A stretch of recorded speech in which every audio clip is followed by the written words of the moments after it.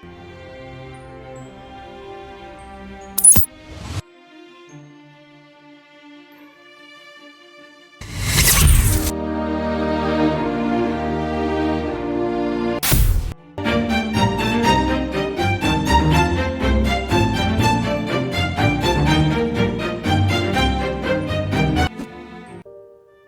आज हम एक नई सीरीज़ की शुरुआत कर रहे हैं।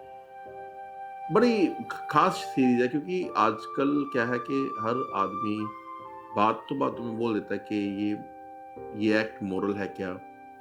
यानी हम मोरल और मोरालिटी के ऊपर बातें बहुत करते हैं और एथिक्स के ऊपर बातें करते हैं।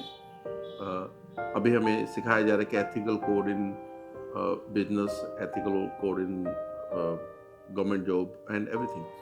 इवन बहुत जो अच्छी डेवलपमेंट हुई है, वो कुछ सालों में पिछले कुछ सालों में मैं ज़्यादा इसके बारे में जानता नहीं, लेकिन कुछ सालों में यूपीएससी जो है, उसने एथिक्स को एज़ अ सब्जेक्ट इंट्रोड्यूस किया है।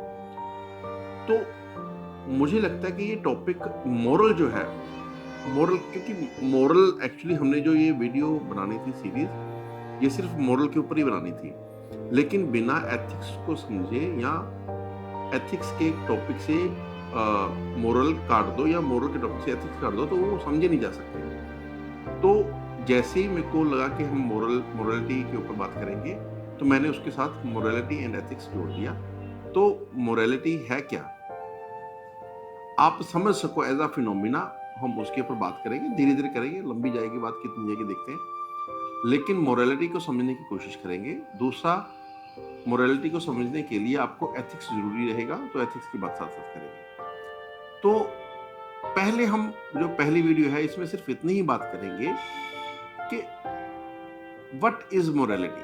फिर उसको टेस्ट कैसे करना है, आपके सिचुएशन में कौन-सा एक्ट मोरल होगा, कौन नहीं, ये आगे की बात करेंगे। पहले सिर्फ ये शब्द को समझें कि मोरालिटी है क्या? तो हम अब इस टॉपिक के ऊपर, इस सीरीज़ में मोरालिटी के ऊपर बात करेंगे। मोरालिटी जो है, वो हम कई बार जो हमें ऐसे लगता है कि जो हमें सोसाइटी से सिखा दिया गया कि सब लोग जिसको पसंद करें या जो थोड़ा-सा रिस्पेक्टेड लगे, तो हमें उसको लगने लगता है कि शायद ये मोरल एक्ट होगा। तो जो हम अपने लिए करें, तो हमें लगता है कि शायद वो मोरल नहीं है। जो समाज को खुश करे या समाज के एक रिलीजियस एक्ट को या समाज के एक सोशल एंगल को या समाज में से एक मनी अर्निंग सेक्टर को, किसी एक सेक्टर को वो खुश करे, तो हमें लगता है कि शायद ये जो एक्ट है वो मोरल है। या जो आपको दिमाग में लगा, फॉर एग्जांपल बड़ों की इज्जत करनी, जो बड़े हैं आपसे उम्र में, उसकी इज्जत करनी, पहले स्टेप पर आपको ऐसे, और उनकी बात माननी, पहले स्टेप के ऊपर ऐसे लगेगा कि ये बात तो मोरल ही होनी चाहिए। तो लेकिन अगर आप इसको बारीक से समझो कि अगर कोई बड़ा है आपसे आपसे 10, 20, 30 साल, आपकी माँ है, आपकी ससुर है, सास है, आपका बड़ा भाई है, लेकिन जो वो कर रहा है, वो it is dangerous for masses और it is interfering in something else, जो कि बड़ा इमोरल एक्ट है। तो क्या अब सिर्फ इस क्राइटेरिया को तथ्य सत्य माना जा सकता है कि सिर्फ बड़े की इज्जत करना या बड़े के खिलाफ नहीं खड़े होना या उनको आगे से जवाब नहीं देना या उनके खिलाफ ना बोलना मोरल एक्ट है, इररिस्पेक्टिव ऑफ एवरी कंडीशन? यहां से ये सवाल पैदा होने शुरू होते हैं। फॉर एग्जाम्पल, हमें यह सिखाया जाता है कि माँ बाप की जो सेवा है वो सबसे बड़ा धर्म है। हालांकि ग्रंथ में कहाँ, उपनिषद में या वेद में कहाँ लिखा है, ये ढूंढना मुश्किल होता है। पुराणों में मिल जाएगा, पुराण के ऊपर हम कभी बात करेंगे। वो these are the Puranic stories, narrative हैं। तो जो ऑथेंटिक ओरिजिनल सोर्स होते हैं वो हमेशा वेद होता है या उपनिषद होता है, या फिर आपको डायरेक्टली इनडायरेक्टली रामायण से और महाभारत से ढूंढना पड़ेगा। तो एक तो सिनेरियो ये है, ठीक है। आपको इसमें सब कुछ, इसमें मिली जुली स्टेटमेंट, एक तरफ आपको राम मिलेंगे जिन्होंने अपने पिता के वचन को निभाने के लिए वनवास कबूल किया, तो ये मोरल एक्ट लगता है। और क्योंकि जब राम कुछ प्रेजेंट कर रहे हैं तो ही वॉज मर्यादा पुरुषोत्तम, तो वो इस मर्यादा को निभाने वाले सूर्यवंशी क्योंकि वर्ग है वो, तो वो मर्यादा को निभाने वाले गुण को बहुत अच्छे हायर रूप से दिखाते हैं। तो वो एक तरह के ऊंचाई, एक तरह से वो पर्वत बना चुके हमारे सामने, जिससे हमें कुछ सीखना पड़ेगा। लेकिन जब आप कृष्ण को देखते हो तो वो पर्वत बनाते हैं, लेकिन वो पर्वत बनाते हैं बिल्कुल अलग। अगर गलत है उनका मामा है तो वो मामा उड़ा देते हैं, तो वो दैट इज डिफरेंट थिंग। वो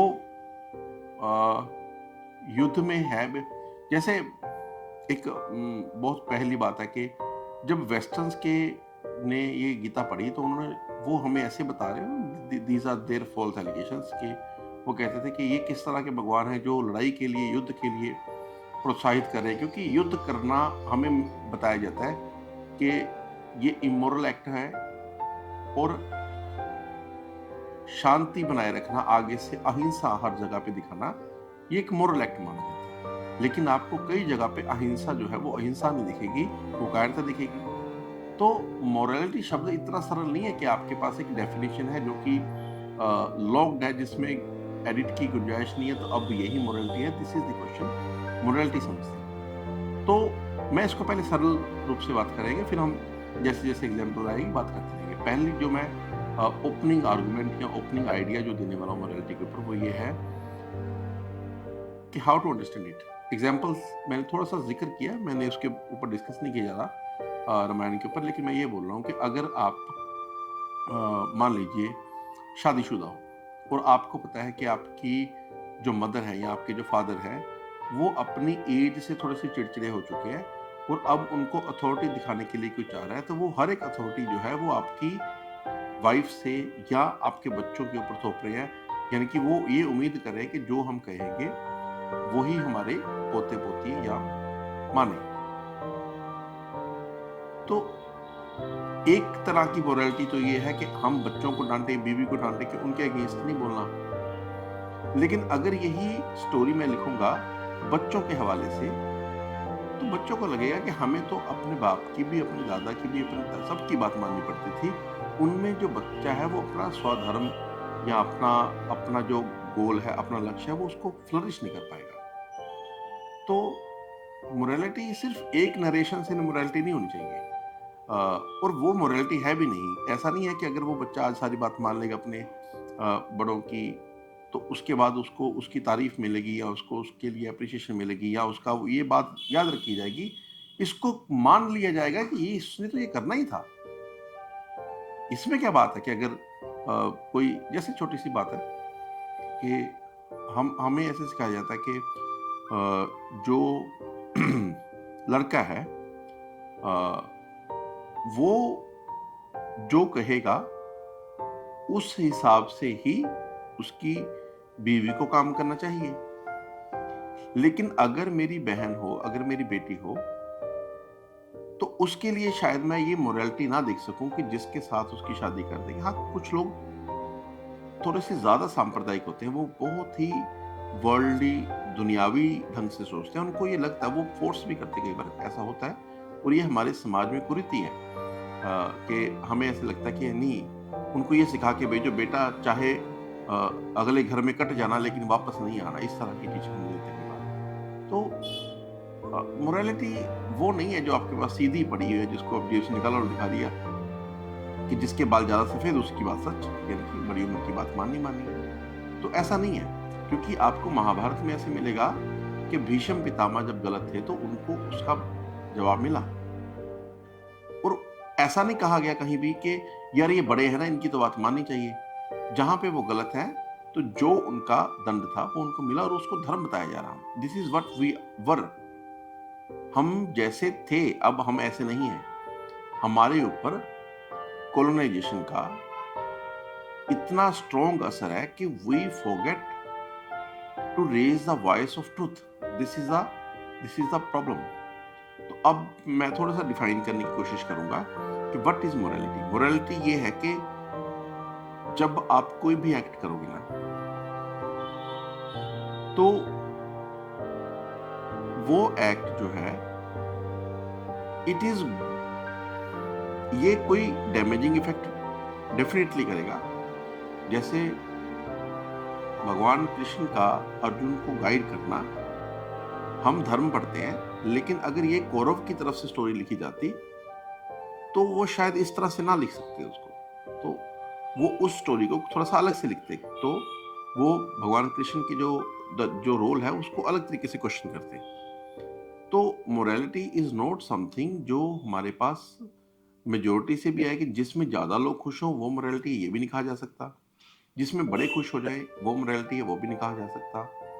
जिसमें धार्मिक लोग खुश हों वो भी नहीं कहा जाता, क्योंकि हमारे भारत में धर्म की गलानी समय समय पर होती रही है। भगवान खुद बोल के गए कि यदा यदा ही धर्म से ग्लानि भवति भारत, की जब जब भारत में धर्म, तो इट मीन्स के ही इज एडमिटिंग के धर्म की गलानी होना कोई। लेकिन अगर आप आज के समय में कहोगे कि मैं अगर कहूँ कि इस समय में धर्म जो है वो अपने डार्क फेज में जी रहा है, अभी तक हम चीजों को सुधार नहीं सके, हम अभी तक भी चीजों को उन हायर आदर्शों को जो कि वेद में दिखाई गई हैं, या जो कि हमें उपनिषद में दिखाई गई है, या कि जो हमारी ग्रेटेस्ट एपिक्स में ये जो महाभारत में, रामायण में जो दिखाई गया, हम अभी तक उसके अनुकूल नहीं हो सके।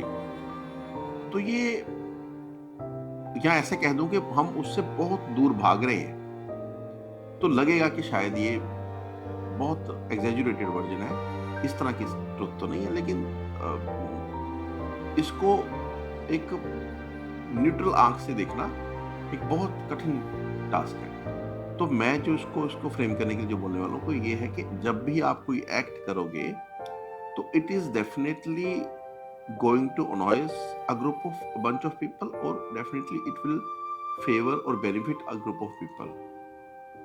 अब आपको ये देखना है कि जो वो ग्रुप है जिसके आप अगेंस्ट गए हो, या आपका एक्ट, आपका टेक, आपका डिसीजन जिनके अगेंस्ट गया और जिनके हक में गया, ये लॉन्ग लास्टिंग क्या इफेक्ट डालते हैं, दिस इज द वे। और हमें नहीं पता लगता, इंसान की इतनी बुद्धि नहीं है वो मोरल समझ सके, इसलिए हमारे पास धर्म ग्रंथ पढ़े हैं। क्योंकि जो चीज मुझे आज अच्छी लग रही है, मेरा कोई छोटा बच्चा है वो मुझसे मीठा मांग रहा है, तो मुझे छोटे मेमोरी में, छोटे रूप में ये दिख रहा है कि उसको चॉकलेट देने से वो खुश हो जाएगा, तो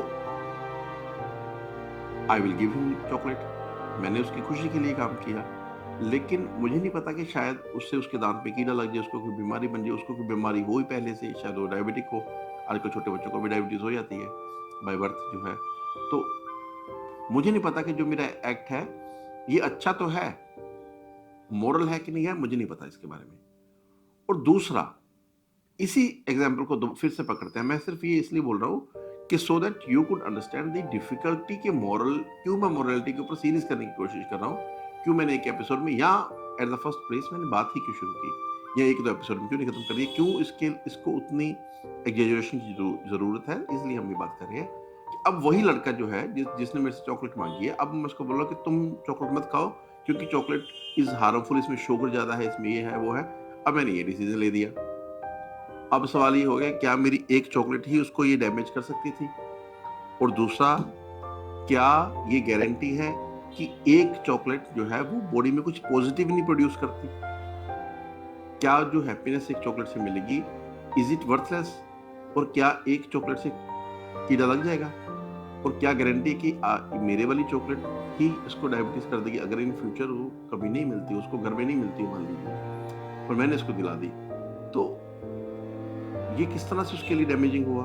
तो this is the scenario, this is the difficulty कि जब आप कोई डिसीजन लेते हो, हमारा initial mindset is not able to catch what is moral and what is immoral. So we have that's the importance जो हमारे रामायण की, ग्रंथ की, क्योंकि फ्यूचर में हमें क्या मिलेगा मेरे इस डिसीजन का मुझे नहीं पता, लेकिन उस तरह की, जैसे महाभारत में लिखा ना कि जो भी दुनिया में है वो महाभारत में मिलेगा, और जो महाभारत में नहीं है वो बाहर दुनिया में नहीं मिल सकता। शुरुआती में श्लोक, मेरे को श्लोक एग्जैक्टली याद नहीं है। तो दिस इज द आइडिया कि इसलिए हमें इस तरह के ग्रंथ दिए जाते हैं जिनमें जो आज मैं देख नहीं पा रहा इन फ्यूचर, वो उसमें पूरी कहानी के रूप में आपको बताया गया होगा कि इनिशियली जो अच्छा था वो उसके लिए अच्छा नहीं हो। जैसे फॉर एग्जांपल आज मुझे अगर ऑप्शन मिले कि आप मेरा कहीं युद्ध हो, तो मुझे कोई बोले कि तुम्हें एक पूरी 10,000 लोगों की फौज मिलेगी और तुम्हें इतने इतने वॉरियर्स मिल जाएंगे जो उन उन आर्मी को ट्रेन करते हैं, उस तरह के गुरु भी तुम्हारी आर्मी में होंगे। ये एक आदमी है जो बहुत बुद्धिमान है, लेकिन इसको हम बोल देंगे कि तुम हथियार मत उठाना, इसके ऊपर ये कंडीशन लगेगी, सैंक्शंस आर की भाषा में बोल दिया। तो लेकिन ये सिर्फ उसको अपनी एडवाइस देगा। तो क्या हम इतने बुद्धिमान हैं कि हम विजडम को इंपॉर्टेंट माने और फिजिकल पावर को छोटा माने? This is what we do every day. कि हमें आज भी लगता है कि फिलॉसफी, ज्ञान, ये पावरलेस होगा, ये ऐसी अच्छी बात है बस। लेकिन पावर तो पैसे में है, पावर तो आपकी कितनी पहचान उससे है, पावर तो आपके पास मैन पावर किस में है। तो deep down we are Kauravas, हमें लगता है कि हम पांडव जैसे पवित्र हैं। तो this is the idea. Morality के लिए हमें ये ग्रंथ दिए गए हैं। तो जब भी कोई आदमी, देखो